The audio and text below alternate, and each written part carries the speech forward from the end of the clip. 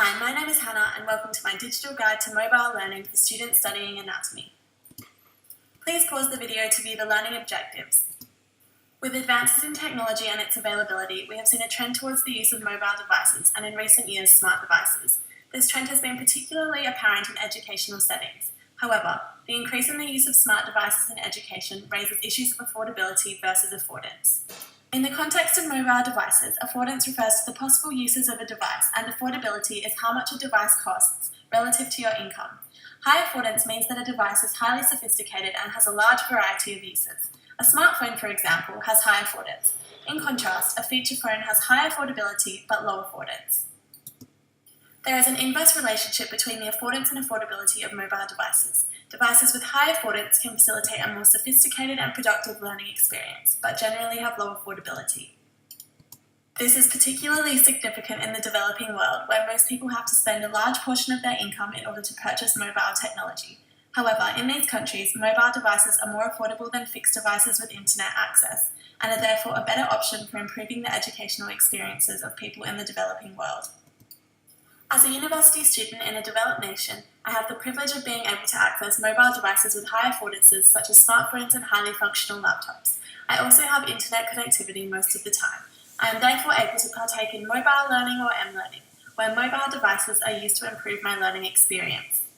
We will now look at some of the learning approaches most relevant to the study of anatomy.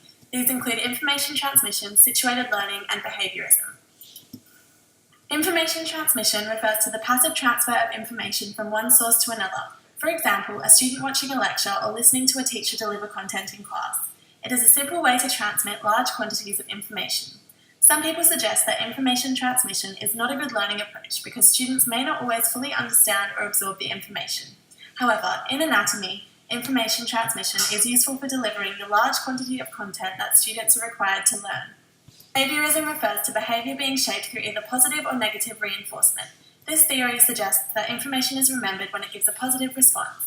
Behaviourism is relevant to the content-based tests, quizzes, and games that anatomy students may complete as part of their learning. Situated learning theory suggests that learning is unintentional and occurs within a context where it can be immediately applied by creating meaning from the normal activities and interactions of everyday life. An example of where situated learning may take place in anatomy is learning about the human body in a lab. In this context, students are not only exposed to the learning material, but are also able to have sensory experiences of things that they may face when working in a real-world context.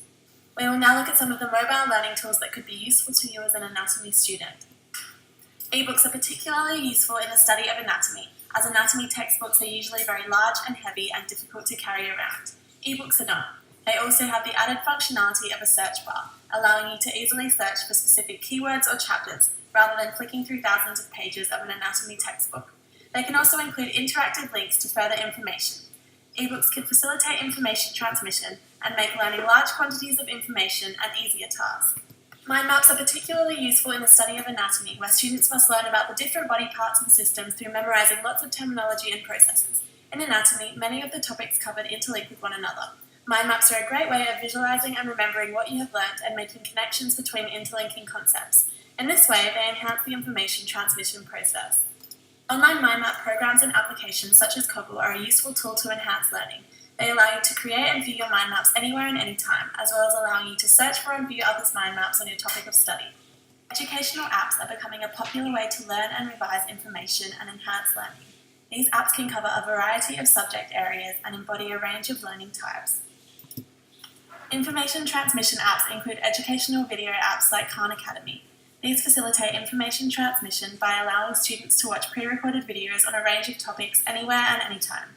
Behaviourist apps include quiz apps and flashcard apps such as Lange Medical Flashcards. These apps facilitate the learning and memorizing of concepts through positive or negative reinforcement. Quick response codes can be scanned using a mobile device to take the user to website links, videos, images, and more. The use of QR codes in education embodies information transmission and situated learning. An anatomy student may scan a QR code on a model of a brain and be immediately taken to a website that contains information about different parts of the brain. Augmented reality combines the real world and the virtual world. Augmented reality programs, websites, and apps can be accessed on a variety of mobile devices. These are great for anatomy students as they can visualize a concept in real life. The use of augmented reality in education promotes information transmission and situated learning. Anatomy 4D is an augmented reality app that allows you to overlay a virtual image of a body part on a real-world piece of text. Students are able to apply the information they are reading on the text to the virtual reality they are observing. I asked 2 of my peers for feedback on my digital learning guide. Please pause the video on the next 2 slides to view the feedback that my peers gave me and the changes that I made in response to this.